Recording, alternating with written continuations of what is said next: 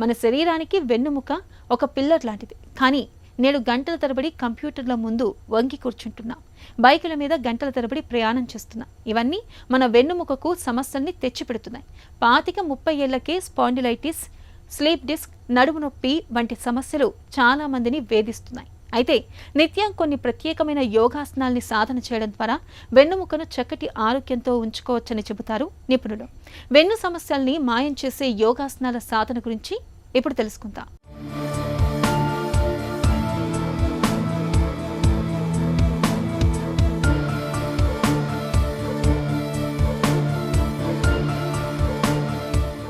అందరికీ నమస్కారం.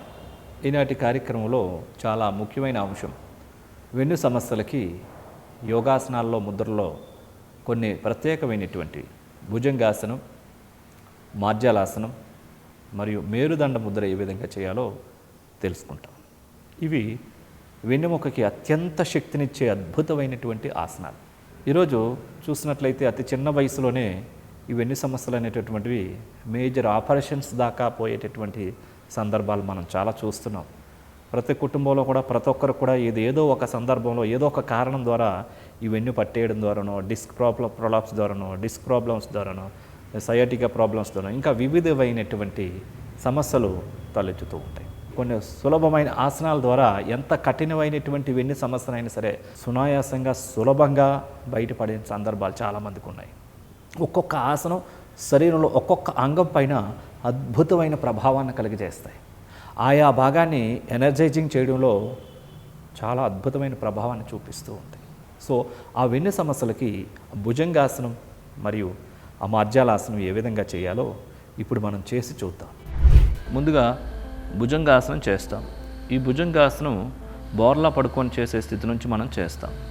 అందుకోసం ముందుగా కాలు రెండు స్ట్రైట్గా దండాసనానికి రావాలి. రైట్ లెగ్ లెఫ్ట్ లెగ్ జతలో ఉంచుకోవాలి, పాదాలు రెండు. ఇప్పుడు ప్రశాంతాసన భంగిమకి రావాలి.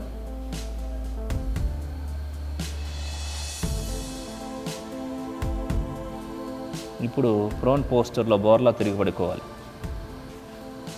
పాదాలు రెండు జతలో ఉంటాయి. రెండు అరిచేతులు నేలపైన బోర్లించి ఉంచాలి. భుజాల క్రిందగా గడ్డం మాత్రమే నేలను తాకుతూ ఉన్నట్టుగా ఉంటుంది. ఇప్పుడు ఈ స్థితిలో శ్వాసన తీసుకుంటూ నిదానంగా హెడ్ రేజ్ చేయాలి. నెక్, షోల్డర్ మొత్తం రేజ్ చేయాలి. చెస్ట్ని రేజ్ చేయాలి. పూర్తిగా పైకి చూస్తున్న విధంగా ఉండాలి. 1 2 3 4 5 6 7 8 9 10 11 12 13 14 15 16 17 18 19 and 20. నిదానంగా యథాస్థానానికి రావాలి. మరలా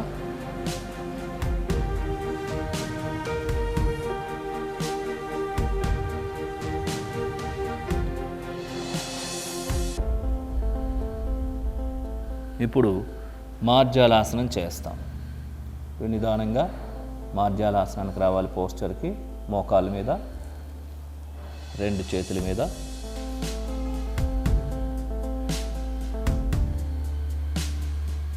ఇప్పుడు నిదానంగా శ్వాసను తీసుకుంటూ హెడ్ రేజ్ చేస్తూ స్పైన్ని డౌన్ చేయాలి. వెన్నెముకను కిందకి తీసుకొని రావాలి. ఇప్పుడు నిదానంగా శ్వాసను పూర్తిగా విడిచిపెడుతూ హెడ్ పూర్తిగా డౌన్ చేసి వెన్నెముకను పూర్తిగా పైకి రేజ్ చేయాలి. హిప్ దగ్గరకు వచ్చినట్టుగా ఉంటుంది. అదేవిధంగా నిదానంగా శ్వాసను తీసుకుంటూ స్పైన్ డౌన్ చేస్తూ హెడ్ని రేజ్ చేయాలి.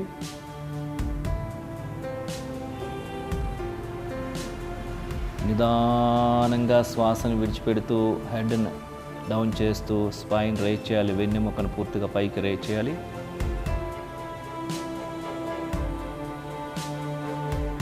శ్వాసని తీసుకుంటూ నిదానంగా వెన్నెముకను డౌన్ చేస్తూ హెడ్ని రేజ్ చేయాలి.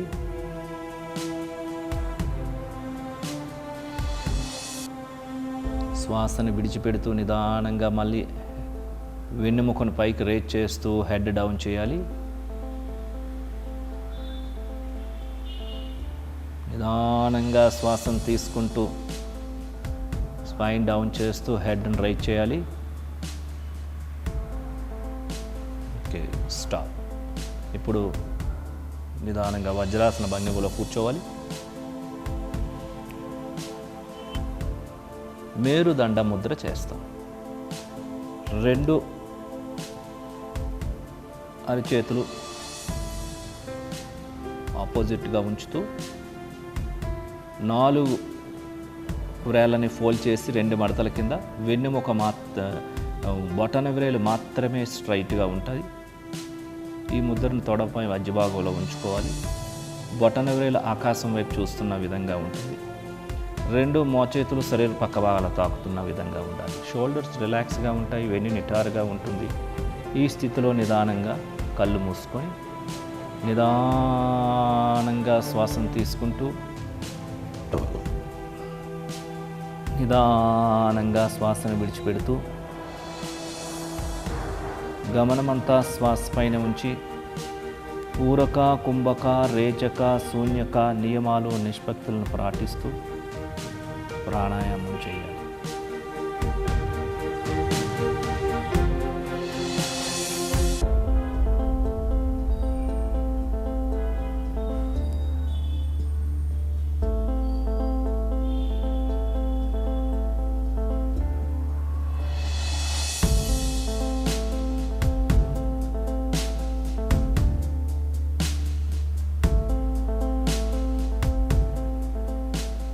ఇప్పుడు నిదానంగా శ్వాసను విడిచిపెట్టిన తర్వాత ఆపాలి, కళ్ళు తెరవాలి, ముద్రను రిలీజ్ చేయాలి.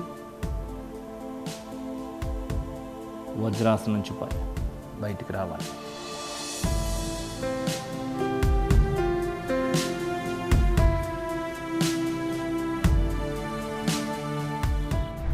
చూసారు కదండి, ఏ విధమైనటువంటి వెన్నునొప్పి వచ్చినా, కింద భాగం కానీ పై భాగం కానీ ఏ రకమైన సమస్య వచ్చినా ఈ భుజంగాసనాన్ని పొద్దున్న ఒక 5 సార్లు, వీలైతే సాయంత్రం ఒక 5 సార్లు చేయండి.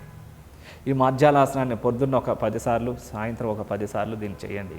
ఒక వారం రోజుల్లోనే ఆ మార్పును మీరు గమనిస్తారు. అదేవిధంగా ఈ మేరుదండ ముద్ర కూడా వెన్ను సమస్యలు ఉన్నటువంటి వాళ్ళు ఇలా ఆఫీసులో కూర్చొని కూడా సుఖాసనంలో కానీ లేదంటే ఇలా కుర్చీలో కానీ, ప్రొద్దున్న సమయం అయితే కనుక వజ్రాసనంలో కానీ పద్మాసనంలో కానీ, వీలు లేకుంటే సోఫాలో కానీ కుర్చీలో కానీ కూర్చొని ఈ ముద్ర ఒక 5 నుంచి 10 నిమిషాలు చక్కగా వేసినట్లయితే కనుక ఎలాంటి వెన్ను సమస్య అయినా సరే అతి కొద్ది రోజుల్లోనే మీకు చక్కటి మార్పు ఫలితం గమనించడం అనేది మీరు గమనిస్తారు.